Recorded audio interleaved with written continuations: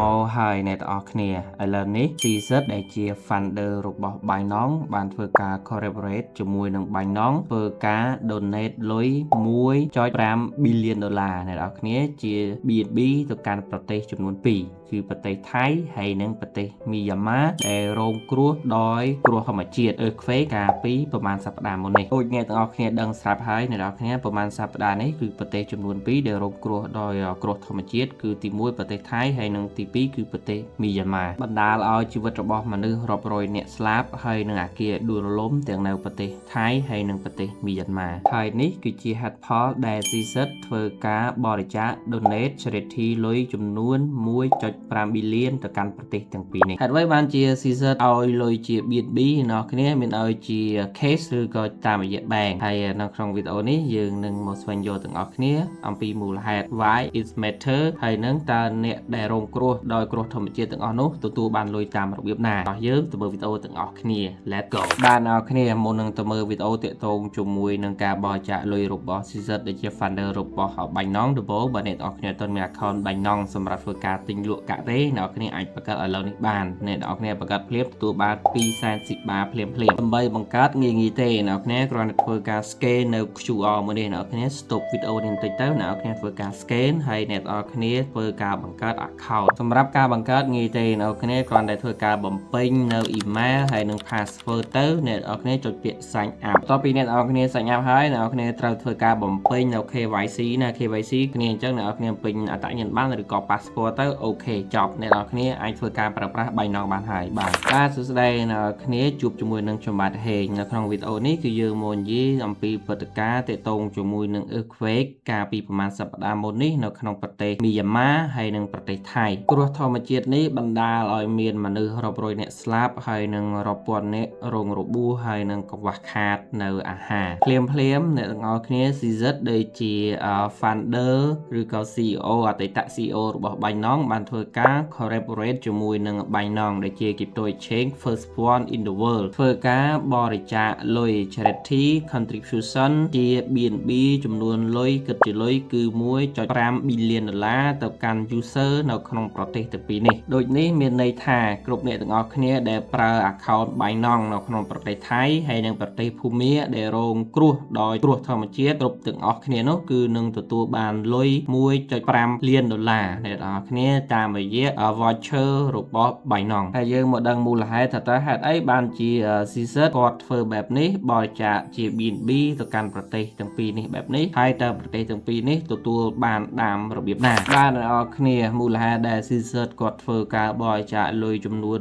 1.5 ពាន់លានដុល្លារតាមរយៈ Binance ទៅកាន់ user នៅក្នុងប្រទេសទាំងពីរនេះតាមរយៈ BNB មូលហេតុគឺអ្នកទាំងអស់គ្នាដឹងស្រាប់ហើយនៅពេលដែលប្រទេសនីមួយៗមានគ្រោះធម្មជាតិអ្នកទាំងអស់គ្នារញ្ជួយដីឬក៏ទឹកជំនន់អ្នកទាំងអស់គ្នា bank no work ATM no work អ្នកទាំងអស់គ្នាអញ្ចឹងការដកលុយតាម cash តាម ATM តាមធនាគារអត់ដំណើរការទេអញ្ចឹងគឺមានតែតាមរយៈ blockchain ឬក៏តាមរយៈ technology របស់ blockchain ឬក៏តាមរយៈ crypto នេះឯងអ្នកទាំងអស់គ្នាដែលជា first option ដើម្បីធ្វើការបរិច្ចាគឲ្យពួកគេទទួលបានលុយភ្លាមអ្នកទាំងអស់គ្នាបើសិនបើការបរិច្ចាគតាមរយៈលុយផ្ទាល់គឺវាមិនងាយទេអ្នកទាំងអស់គ្នាដោយសារតែតាម ATM គឺអត់ដំណើរការទេនៅពេលមានរញ្ជួយដីអ្នកទាំងអស់គ្នាអគ្គិសនីដាច់ទេដួលរលំដូច្នេះគឺ Binance បានជ្រើសរើសនៅវិធីសាស្ត្រមួយនេះអ្នកទាំងអស់គ្នាគឺការដែល Binance ធ្វើការបរិច្ចាគលុយផ្ទាល់ទៅកាន់ user ប្រើប្រាស់របស់ Binance តាមរយៈ BNB voucher អ្នកទាំងអស់គ្នាអញ្ចឹងគឺមនុស្សទទួលបានលុយនឹងលឿនអ្នកទាំងអស់គ្នា fast ហើយនេះគឺជា innovation របស់ blockchain technology ទៅទៀតថាតើមនុស្សដែលរងគ្រោះធម្មជាតិ earthquake ក្នុងថៃហើយនិងក្នុងភូមាទទួលបានលុយនេះដោយរបៀបណាតោះយើងទៅមើលវីដេអូទាំងអស់គ្នាបាទអ្នកគ្នាអញ្ចឹងយើងមកមើលវីដេអូទាក់ទងជាមួយនឹងតើ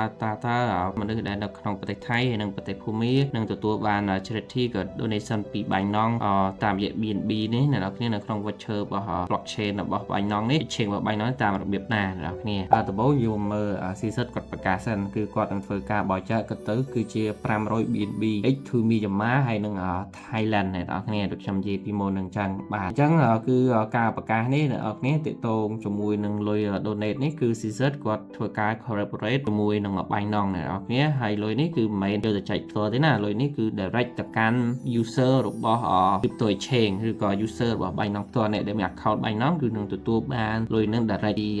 Binance តែម្ដងអ្នកគ្នា បាទហើយគិតជាលុយគឺចំនួន 1.5 billion អ្នកនរគ្នា X គឺប្រទេស2ដែលរងគ្រោះដោយធម្មជាតិគឺប្រទេសថៃហើយនិងប្រទេសមីយ៉ាន់ម៉ាបាទហើយអ្នកនរគ្នាវាចែកចេញជាចេះណាសម្រាប់ប្រទេសមីយ៉ាន់ម៉ាអ្នកនរគ្នាគឺសម្រាប់អ្នកដែលប្រើ Binance អ្នកនរគ្នាហើយអត់បានធ្វើការ non domain user អ្នកនរគ្នាគឺទទួលបាន$5ទេអ្នកនរគ្នាតែសម្រាប់$50គឺសម្រាប់ BNB for user who have complete អញ្ចឹងសម្រាប់អ្នកដែល complete KYC នៅក្នុងប្រទេសភូមា KYC គឺពេញ ID អ្នកគ្នានឹងទទួលបាន$50អ្នកនរគ្នាអញ្ចឹងលុយហ្នឹងគឺវាចូលអូតូឲ្យដកចាយភ្លាមៗអ្នកនរគ្នាបាទបែបនេះហ្នឹងគឺសម្រាប់ប្រទេសភូមាអញ្ចឹងសម្រាប់អ្នកដែល KYC បាន$50អ្នក non KYC គឺបាន$5សម្រាប់ប្រទេសថៃគឺបាញ់ណងគឺវាមាន Ghost បាញ់ណងអ្នកនរគ្នា Ghost បាញ់ណង user only សម្រាប់តែ Ghost បាញ់ណង user ទេណានៅក្នុងប្រទេសថៃប្រទេសថៃក៏ចែកចេញជាពីរដែរអ្នកនរគ្នាគឺ$5សម្រាប់ Ghost បាញ់ណង user អ្នកដែល complete KYC ហើយនឹងរស់នៅក្នុង address living address ទីថៃហើយសម្រាប់ទី2គឺ$10សម្រាប់បាញ់ណង Ghost បាញ់ណង user អ្នកដែល complete KYC ហើយនឹងរស់នៅ address in the most impact area មានន័យថាអ្នកដែលនៅក្នុងតំបន់ដែលរងគ្រោះតចិត្តតំបន់ដែលរងគ្រោះអ្នកគ្នាដូចតំបន់ដែលនៅក្នុងបាយុកអ្នកគ្នាចិត្តតំបន់បាយុកដែលអង្គើថ្ងៃមុននេះណាយើងមកស្វែងយល់ថាសម្រាប់អ្នកនៅក្នុងប្រទេសថៃនៃភូមិទទួលបានលុយនេះបានដោយរបៀបណាអញ្ចឹងអ្នកនរគ្នាសម្រាប់អ្នកនៅក្នុងប្រទេសថៃអ្នកគ្នាទទួលបានលុយនេះគឺអ្នកក្នុងប្រទេសថៃគឺមិនចាំបាច់ធ្វើការស្នើសុំគឺ applicate អីទេអ្នកគ្នាវានឹងអូតូចូលទៅក្នុង account រៀងៗខ្លួនអ្នកគ្នាបាទហ្នឹងគឺសម្រាប់អ្នកនៅក្នុងប្រទេសថៃហើយអ្នកបំពេញ KYC ហើយនឹងមានពេញ KYC គឺបានដូចខ្ញុំនិយាយមិញគឺ$5ហើយនឹង$10សម្រាប់ប្រទេសថៃហើយមិនចាំបាច់ធ្វើអ្វីទេអ្នកគ្នាលុយគឺវាចូលទៅក្នុង account រៀងៗខ្លួនសម្រាប់អ្នកដែលប្រើបាញ់ណង Ghost បាញ់ណង Ghost Thailand បាទហើយសម្រាប់មីយ៉ាន់ម៉ាក៏ដូចគ្នាដែរមីយ៉ាន់ម៉ាគឺ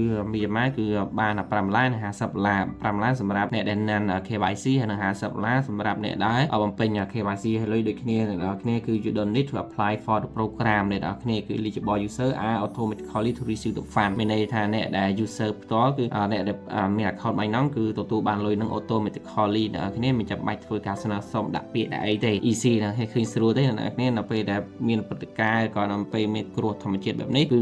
ខាងធនាគារគឺអត់ដំណើរការទេអ្នកនរគ្នា bank no work អ្នកនរគ្នាហើយនឹង ATM no work error no electricity ដូច្នេះអ្នកនរគ្នា just have phone ក៏មានទូរស័ព្ទមាន account បាញ់ណងអ្នកនរគ្នាអាចទទួលបាននៅលុយពី charity នេះ automatically ហើយចាយបានភ្លាមៗបាទអ្នកនរគ្នាវីដេអូនេះគឺមានតែប៉ុណ្ណេះឯងទាក់ទងជាមួយនឹង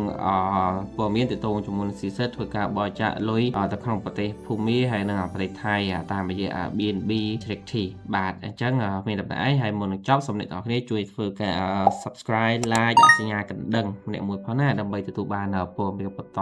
មួយទៀតក្នុង channel YouTube ខ្ញុំបាទនេះនឹងបង្រៀនអ្នកនរគ្នា free ទេអ្នកនរគ្នា like ទៅអ្នកនរគ្នាទទួលឲ្យមេរៀន free okay thank you goodbye